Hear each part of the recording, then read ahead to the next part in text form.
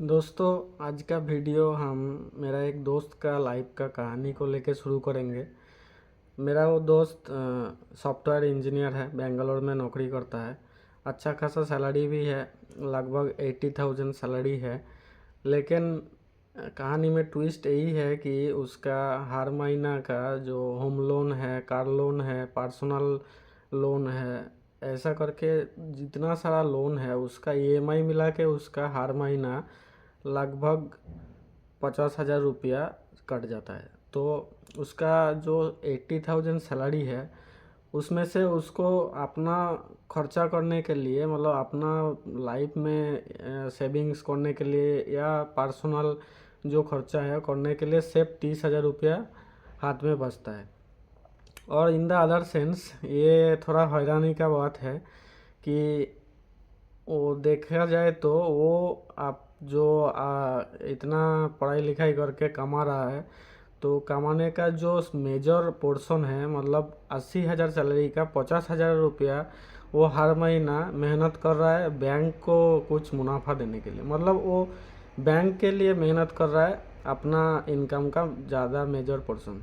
तो यही सिर्फ उसका कहानी नहीं है, ये शायद हम सब का कहानी है कि आजकल का टाइम में ये एक बहुत बड़ा हेडेक बोल सकता है, हेडेक बन चुका है कि लोन का जो ट्रैप में फंस जाने का।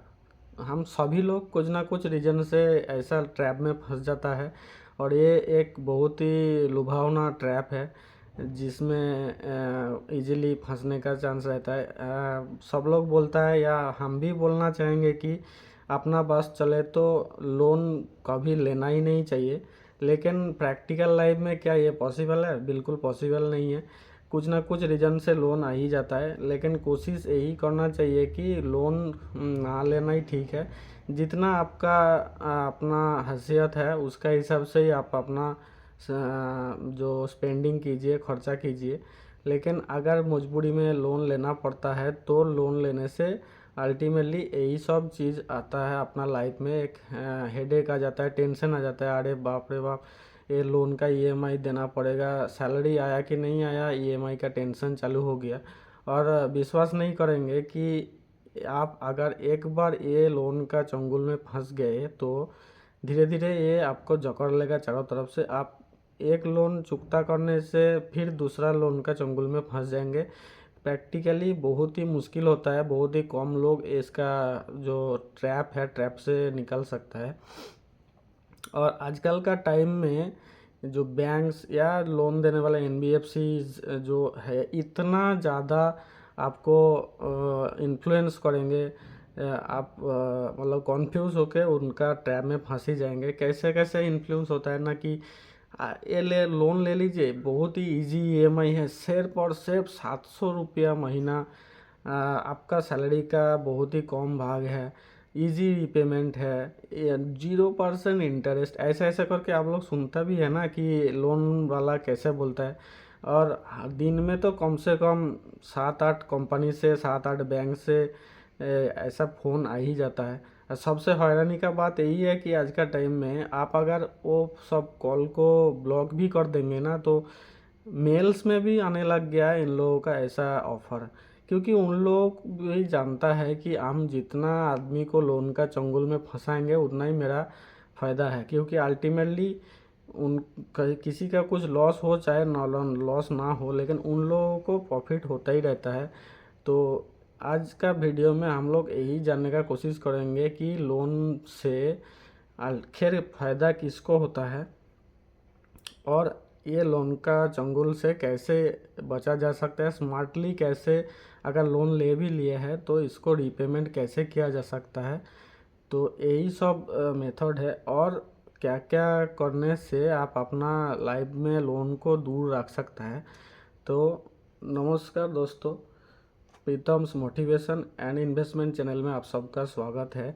आप अगर वीडियो में नया हैं तो प्लीज़ एक रिक्वेस्ट है कि चैनल को थोड़ा सब्सक्राइब कर दीजिएगा। अगर वीडियो लाइक अच्छा लगे तो लाइक कर दीजिएगा। और अगर वीडियो पहले से आप देख रहा है तो अगर अच्छा लगे तो इसको थोड़ा शेयर कर दीजिएगा और कमेंट में बताइएगा कि वीडियो कैसा लगा। आपका एक सब्सक्राइब मेरा चैनल को आगे बढ़ाने में बहुत हेल्प करेगा। तो चलिए वीडियो को आगे बढ़ाते हैं। तो हम जो वीडियो का शुरुआत में बोल रहा था कि लोन लेने में अल्टीमेटली फ़ायदा बैंक्स का होता है। आपका शायद जो ज़रूरत है वो मतलब अल्टीमेटली फुलफ़िल होता है तभी ना आप लोन लेता है, लेकिन आपसे भी ज़्यादा फ़ायदा बैंक्स को होता है। तभी आप देखेंगे कि बैंक्स वाला इतना, अभी तो कुछ कुछ बैंक्स ऐसा ही बोलता है कोई डॉक्यूमेंट्स का ज़रूरत नहीं, आप सब लोन ले लीजिए, लोन ले लीजिए। तो कुछ ना कुछ तो उन लोगों का फ़ायदा होता ही है। तो वही देखने का कोशिश करेंगे कि लोन लेने से अल्टीमेटली उन लोगों को क्या फ़ायदा होता है। तो ये देखने के लिए आप लोग भी इजीली चेक कर सकता है, गूगल में जाके कोई भी फिनेंशियल कैलकुलेटर निकालेंगे या फिर ग्रोव में भी जाके आप चेक कर सकता है कि लोन लेने से ईएमआई कितना होता है। सपोज़ मान लीजिए आप कोई भी बैंक से 75 लाख का लोन लिया घर बनाने के लिए, होम लोन, जो अभी मैक्सिमम बैंक्स में 8.5 के आसपास में इंटरेस्ट रेट है। और 10 साल के लिए अगर आप ये लोन लिए तो आप कैलकुलेटर में देखेंगे कि उसका जो मंथली ईएमआई आता है वो लगभग 93,000 के आसपास आ रहा है। 93,000 सुन के चौंक गए ना कि ये बहुत बड़ा अमाउंट है। लेकिन इसमें यह है कि अल्टीमेटली जब लोन आपका चुकता हो जाएगा कि आप देखेंगे कि उस टाइम में आपको ईएमआई पेड करना पड़ रहा है। मतलब जो इंटरेस्ट, प्रिंसिपल तो आपको 75 लाख देना ही पड़ेगा, उसके साथ साथ इंटरेस्ट देना पड़ेगा 35 लाख के आसपास, सिर्फ 35 लाख। लेकिन ये सिर्फ इसीलिए बोल रहा हूँ कि अगला जो फिगर दिखाऊंगा उसमें उसका इंटरेस्ट देख के आपको 35 लाख को सिर्फ ही लगेगा। तो ये होता है कि होम लोन का करवा सोच। आपको देखने में अच्छा लगेगा कि हाँ मेरा पर्सनल लोन से तो बहुत ही कम है, इसका जो इंटरेस्ट है लगभग 3 से 4% कम है पर्सनल लोन से होम लोन का इंटरेस्ट। लेकिन अल्टीमेटली मैं कहना चाह रहा हूँ कि बैंक्स वालों को जो सबसे ज़्यादा प्रॉफिट ये होम लोन में ही होता है, क्योंकि ये होम लोन जनरली लंबा टर्म के लिए रहता है। और ये एक ऐसा फंडा है कि कोई भी अगर आप लोन ईएमआई के थ्रू चुकता कर रहा है तो जितना लंबा आपका लोन चलता रहेगा उतना ज़्यादा अमाउंट एज ए इंटरेस्ट आपको पे करना पड़ेगा और उतना फ़ायदा बैंक्स को होगा। तो जैसे आप भी बोला फर्स्ट केस में 75 लैक्स लोन के लिए अगर 10 साल आप टाइम पीरियड रखें तो सिर्फ सिर्फ 35 लाख इंटरेस्ट आपको देना पड़ेगा। लेकिन यही टर्नियर को आप अगर 10 साल से हटा के 30 साल कर देंगे तो देखेंगे सरप्राइजिंगली जो ईएमआई अमाउंट है वो कम होके लगभग 57,000 आ जाएगा। तो आप थोड़ा खुश हो गए कि 93,000 से हट के उसका जस्ट लगभग आधा हो गया 57,000। अब बैंक्स वाला भी यही आपको बोलता है कि आप थोड़ा लंबा टाइम के लिए लीजिए, आपको सिर्फ उसका आधा ईएमआई देना पड़ेगा 57,000 के आसपास। लेकिन बैंक्स वाला कभी ये नहीं बोलेगा कि इसके चलते आपको कितना ज़्यादा झेलना पड़ेगा। वही आप कैलकुलेटर में देखिएगा कि आप अगर टेन्योर को 10 साल से हटा के 30 साल कर देते हैं तो आपको अल्टीमेटली जो पहले हम इसीलिए सेफ बोला था, अल्टीमेटली इस केस में जो इंटरेस्ट देना पड़ेगा वो लगभग आपका हो जाएगा 1,32,00,000 के आसपास सिर्फ इंटरेस्ट देना पड़ेगा। मतलब कुल मिला के आपको जो आप लोन लिए थे उसका लगभग 3 गुना टोटल पेमेंट करना पड़ेगा। मतलब 1,32,000 प्लस 75 लाख मिला के हो जा रहा है 2,10,00,000 के आसपास, जो आपका लगभग मोटा मोटी टोटल जो लोन अमाउंट है उसका 3 गुना आपको रिपेमेंट करना पड़ता है। और यही पर आता है ट्विस्ट, ये बैंक वाला तो आपको बिल्कुल बताएगा नहीं, वो तो आपको सिर्फ यही बोलेगा कि आपका तो ईएमआई लगभग आधा हो गया। लेकिन करवा सच यही है, आप जितना लंबा टाइम इसको खींचेंगे उतना आपको ज़्यादा इंटरेस्ट देना पड़ेगा। तो आप तो ठहरे थोड़ा स्मार्ट है, आप बोल देंगे कि नहीं मेरे लिए 10 साल ही ठीक है, मेरा इतना ये ताकत है कि मैं 93,000 का ईएमआई चुकता कर सकता हूँ, तो इसीलिए मैं वही वाला ऑप्शन चूज़ करूँगा, 10 साल के लिए लोन लूँगा। लेकिन इसमें भी ट्विस्ट है, वो अभी मैं बताने जा रहा हूँ। तो आप तो स्मार्टली डिसाइड कर लिए कि मेरा उतना काबिलियत है, मैं 93,000 दे सकता हूँ और मैं इसीलिए 10 साल का टर्न्योर चूज़ करूँगा। तो आपको क्या लगता है, आप शुरू कर दिए लोन का ईएमआई चुकता करना, और 5 साल बाद मान लीजिए 5 साल से आप लगातार लोन चुकता कर रहे हैं, तो 5 साल बाद आपको क्या लगता है कि आप कितना अमाउंट लोन चुकता कर चुके हैं? तो आपका मन में तो यही ख्याल आएगा कि हम 5 साल से लगातार लोन चुकता कर रहा है, 75 लाख का लोन है, तो 5 साल बाद मोटा मोटी 35 से 37 लाख तक को लोन चुकता हो ही जाएगा। लेकिन बाबूजी यही पर तो असली ट्विस्ट है। आप अगर 5 साल का बाद देखेंगे तो 35 या 37 लाख के जगह में आप देखेंगे कि उससे बहुत ही कम अमाउंट का प्रिंसिपल आप चुका चुके हैं। लगभग अभी भी आपको प्रिंसिपल अमाउंट चुकता करने का बाकी रह जाएगा, एक 41 से 42 लैक्स, क्योंकि सारा के सारा bank loans reducing loan balance amount में चलता है।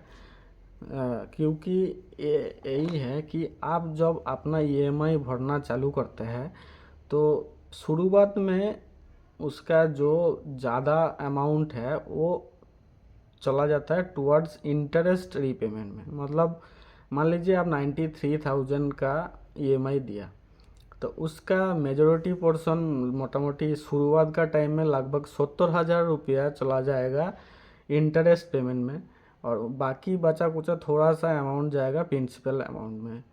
तो ऐसा करके जितना टर्न जाएगा तो उससे धीरे धीरे रेशियो रिवर्स होते जाएगा।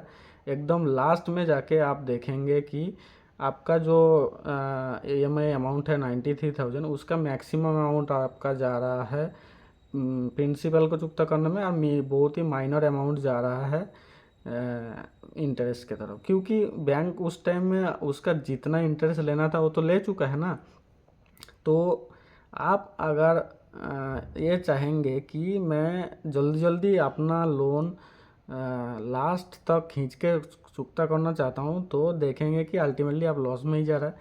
और उस टाइम में आप अगर रीपेमेंट करना चाहेंगे तो अल्टीमेटली आप अपना प्रिंसिपल को रिड्यूस कर रहे हैं। तो क्या करना पड़ेगा ना, आपको शुरुआत से लोन का शुरुआत से प्रिंसिपल को रिड्यूस करने का सोचना पड़ेगा, ताकि इंटरेस्ट आपको ज़्यादा ना देना पड़े। क्योंकि शुरुआत में लोन का जो शुरुआत का टाइम है उस टाइम में आपका जो ईएमआई का मेजॉरिटी पोर्शन जाता है इंटरेस्ट चुकाने में। तो इसीलिए मैं बार बार यही बोल रहा हूँ कि आपको लोन लास्ट में रीपेमेंट करने का सोचने का नहीं है। लोन ले लिए है और कोशिश यही रहना पड़ेगा कि आपको लोन का जो अमाउंट है वो मतलब जो रिड्यूस करने का मतलब एक्स्ट्रा कुछ अमाउंट देके जो प्रिंसिपल रिड्यूस करने का शुरुआत में ही करना चाहिए, ताकि शुरुआत में रिड्यूस करेंगे तो आपको ज़्यादा से ज़्यादा सुविधा होगा, क्योंकि आपको कम इंटरेस्ट पेमेंट करना पड़ेगा। चलिए देख लेते हैं वो 4 मेथड जिससे कैसे आप स्मार्टली अपना लोन को जल्दी से जल्दी चुकता कर सकते हैं, आपको ज़्यादा इंटरेस्ट अमाउंट पेमेंट ना करना पड़े। तो सबसे पहले आपको अपना जितना सारा लोन्स चल रहा है, जितना सारा ईएमआई चल रहा है, उसको एक जगह इकट्ठा करना है। अच्छा होगा तो एक्सेल शीट में बना सकता है। तो इसमें क्या क्या डिटेल्स आपको एंट्री करना है ना, कितना अमाउंट लोन बचा है और कितना अमाउंट लोन है टोटल, कितना ईएमआई लेफ्ट है, मतलब कितना ईएमआई बच गया है, और ईएमआई का मंथली अमाउंट टोटल कितना है, और कितना रेट ऑफ इंटरेस्ट है।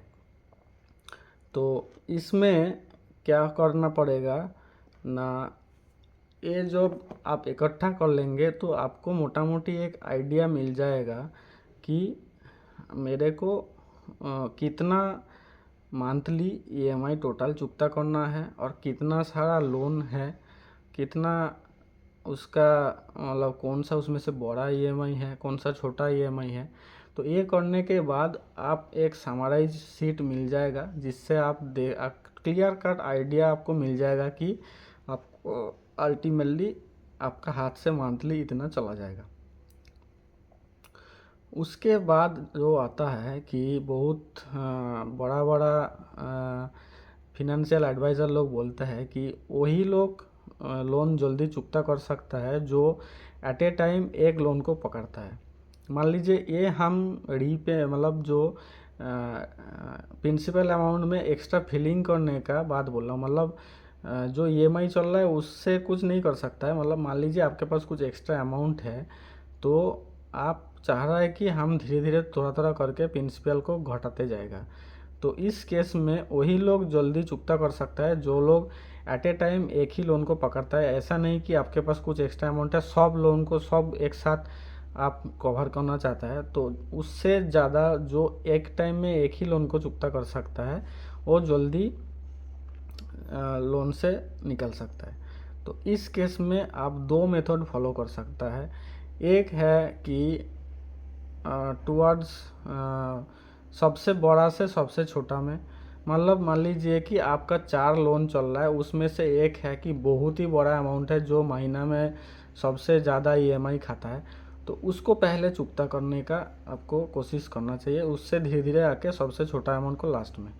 तो इसमें क्या होगा ना, इस केस में आपको भला ही थोड़ा सा टाइम लग जाएगा। टाइम यहाँ पर एक नेगेटिव फैक्टर है कि इसको चुकता करने में तो ऑब्वियसली सबसे ज़्यादा टाइम लगेगा। लेकिन इस केस में क्या होगा ना, ओवरऑल आपको ये इंटरेस्ट सबसे कम पेमेंट करना पड़ेगा, क्योंकि सबसे बड़ा अमाउंट का लोन आप सबसे पहले कंप्लीट करने का कोशिश कर रहा है। और दूसरा मेथड ये है कि आप छोटा से बड़ा में जाएंगे, कि जितना सारा छोटा छोटा लोन्स है, छोटा छोटा ईएमआई है, उसको सबसे पहले चुकता करते जाएंगे और बड़ा अमाउंट को लास्ट में पकड़ेंगे। तो इसका दो, एक नेगेटिव है एक पॉजिटिव है। पॉजिटिव फैक्टर यही है कि आपको जितना लोन ख़त्म होते जाएगा उतना एक साइकोलॉजिकल इम्पैक्ट आएगा। हाँ, मेरा 2 ईएमआई कंप्लीट हो गया, 2 लोन ख़त्म हो गया। तो जिनका सर पे लोन का बोझ है उनके लिए ये एक बहुत ही बड़ा साइकोलॉजिकल इम्पैक्ट डालता है कि मैं कम से कम कुछ लोन तो ख़त्म करते हुए जा रहा हूँ। तो ये एक पॉजिटिव फैक्टर है। नेगेटिव फैक्टर ये है कि आप सबसे बड़ा लोन को सबसे लास्ट में चुकाने का सोच रहा है, तो उसके लिए ऑब्वियसली जो लास्ट में बड़ा लोन को पकड़ेंगे तो आपका मैक्सिमम इंटरेस्ट वही से बाहर निकल जाएगा। तो ये दो मेथड हो गया। इसके बाद आप ऐसा कुछ कर सकता है ताकि आपका जितना, मान लीजिए चारों लोन चल रहा है, 4 अलग अलग फील्ड का, जैसे पर्सनल लोन है, कार लोन है, होम लोन है, क्रेडिट कार्ड का लोन है, तो ये सब लोन को आप रिड्यूसिंग इंटरेस्ट रेट का लोन में कन्वर्ट कर सकते हैं। मान लीजिए क्रेडिट कार्ड का लोन कभी कभी 30% 40% इंटरेस्ट भी खाता है, तो उतना सारा क्रेडिट कार्ड का लोन के बदले में ऑब्वियसली आपका जो पर्सनल लोन चलता है वो उससे बहुत ही कम है, लगभग 12-13% में है। तो आप पर्सनल लोन लेके वो सारा क्रेडिट कार्ड का लोन चुका सकता है, ताकि आपको सॉलिड 30 या 40% से जो 12% में आ जाएगा, तो आपको इंटरेस्ट पेमेंट करने में थोड़ा उसमें सुविधा मिल जाएगा और कम इंटरेस्ट पेमेंट करना पड़ेगा। आप मान लीजिए 2-3 तो पर्सनल लोन चल रहा है, आपके पास घर है, तो उसको दिखा के उसका अगेंस्ट में होम लोन ले लिए तो इंटरेस्ट में उसमें भी कटौती आ जाएगा। तो ऐसा एक मेथड है, उससे क्या होगा ना कि आपका जो वेरियस टाइप्स का लोन चल रहा है उसको आप रिड्यूसिंग इंटरेस्ट का लोन में कन्वर्ट करके भी कुछ पैसा बचा सकता है और इससे थोड़ा जल्दी लोन चुकता कर सकता है। दूसरा ये है कि कभी कभार आप देखेंगे कि एक बैंक का जो होम लोन का इंटरेस्ट है, दूसरा बैंक का जो होम लोन का इंटरेस्ट है, उसमें थोड़ा बहुत 0.5% का डिफरेंस आता है। तो आप बोलेंगे कि 0.5% का डिफरेंस, इतना क्या डिफरेंस होता है, लेकिन आप अगर 50 लाख या 70 लाख का लोन लिए हैं और 30 साल तक चुकता कर रहा है, तो अल्टीमेटली यही जाके एक बड़ा अमाउंट का डिफरेंस बन जाता है। तो ये भी एक मेथड है कि आप ज़्यादा इंटरेस्ट का लोन से हटके थोड़ा कम इंटरेस्ट का लोन में आके क्रॉस ओवर करा सकता है। दूसरा है और इसका अदर एक ऑप्शन है कि आप अपना जो बैंक से लोन लिया है उन लोगों का साथ बातचीत करके उसके साथ थोड़ा नेगोशिएट कर सकता है कि मेरे को मेरा 2-3 लोन चल रहा है, मैं इससे कम इंटरेस्ट रेट ऑब्वियसली पा सकता था। तो एक थोड़ा नेगोशिएशन आप कर सकता है, या फिर आप अगर एक स्टेप वाइज लोन चुकता करना चाह रहा है तो आप ये भी बोल सकता है कि हम ये पार्टिकुलर लोन का ईएमआई को 4 या 5 साल के लिए या 1 साल 2 साल के लिए हम इसको पॉज कर सकता है। तो नेगोशिएट करने से कभी कभी वो लोग मान भी जाता है, क्योंकि उन लोगों को अल्टीमेटली पैसा वापस चाहिए होता है, कि वो ये सोचता है कि मेरा कुछ भी हो जाए लेकिन पैसा वापस आ जाए, ताकि डिफ़ॉल्ट होने से बच जाए। तो कभी कभी ये लोग मान भी जाता है। इसका बाद आता है कि लास्ट ऑप्शन, कि आपको अपना जो रेगुलर का खर्चा है, फिनंशियल ऑडिट, खुद का पर्सनल फिनंशियल ऑडिट करना चाहिए। ये बहुत ही ज़रूरी होता है, क्योंकि आजकल का जब डिजिटल पेमेंट सिस्टम आ गया, मतलब यूपीआई का, गूगल पे का, फ़ोन पे का, ये सब का बात कर रहा हूँ, उससे क्या होता है ना कि अल्टीमेटली इंसान का जो डेली का खर्चा का कोई हिसाब नहीं रहता है। कभी 21 रुपया काट दिया, कभी 50 रुपया काट दिया, कभी 200 रुपया काट दिया, कभी 301 रुपया काट दिया, इसका कोई हिसाब नहीं रहता है। ताकि अगर आपका पॉकेट से डायरेक्ट पैसा जाता था तो आपको उसका नॉलेज रहता था, लेकिन अभी ये क्लिक किया, आपका खर्चा का पेमेंट हो गया, इसमें आपको थोड़ा सा हिसाब नहीं रहता है। तो आप विश्वास नहीं करेंगे कि ऐसा भी है कि कुछ लोग सिर्फ खाना ऑर्डर करने में 4-5 हज़ार रुपया पर महीना बिता देता है, उन लोगों को पता भी नहीं चलता है। तो इसीलिए अपना सेल्फ फिनंशियल ऑडिट करना बहुत ही ज़रूरी होता है, ताकि आपको एक क्लियर कट आइडिया रहेगा कि मेरा हर महीना कितना एक्सपेंस हो रहा है। तो उससे आप इजीली सॉर्ट आउट कर सकता है कि अननेसेसरी खर्चा कितना हो रहा है, और वो खर्चा को आप बचा के लोन रिपेमेंट में डाल सकता है। इसी में ऑब्वियसली और एक बात आ जाता है कि आपको जब लोन चल रहा है तो कुछ टाइम के लिए, मतलब ज़िंदगी भर नहीं बोल रहा हूँ, कुछ टाइम के लिए जो अननेसेसरी खर्चा, उसको थोड़ा सा पॉज करना पड़ेगा। जैसा कि आप देख रहे हैं कि मेरा मोबाइल में भी नेट चल रहा है, फिर घर में भी वाईफाई है, तो आपको डिसाइड करना पड़ेगा उनमें से कौन सा नहीं रहने से भी आपका कुछ टाइम के लिए चलेगा, तो उसको बंद करना पड़ेगा। आप हर महीना कुछ कपड़ा खरीद रहा है जो ज़रूरत नहीं है, तो उसको बंद करना पड़ेगा। हर महीना 10-12 दिन आप बाहर में अननेसेसरीली खा रहा है, ये सब जैसा आपका शौक का खर्चा है, जो नहीं करने से भी आपका कोई फ़र्क नहीं पड़ेगा। तो इसको कुछ टाइम के लिए पॉज करना पड़ेगा जब तक आप लोन में डूबे हुए हैं। और इसके बाद जो आता है वो आता है कि आपका अगर अचानक से कुछ एक्स्ट्रा पैसा आ गया, तो उसको आपको एट ए टाइम एक लोन चुकता करने में खर्चा करना ही करना है। मैं पूरा नहीं बोल रहा हूँ, लेकिन जो एक्स्ट्रा पैसा अचानक से हाथ में आ गया, जो आपका रेगुलर इनकम में से एक्स्ट्रा है, तो उसका कम से कम 50 से 70% लोन रिपेमेंट में ज़रूर खर्चा कीजिए, ताकि आपको ये जो इंटरेस्ट का बोझ के तले दबा नहीं रहना पड़े। मान लीजिए आप सैलरीड एम्प्लॉय है, तो आपको साल में एक बार बड़ा अमाउंट, एक बोनस आ गया, या फिर कुछ इन्वेस्टमेंट किया, उसका इंटरेस्ट आया है, तो ये सब का आप अपना जो लोन रिपेमेंट में है उसमें ज़रूर खर्चा कीजिए, ताकि आपका जो प्रिंसिपल अमाउंट है वो जल्दी जल्दी ख़त्म हो जाए और आप लोन से बाहर निकल सकते हैं।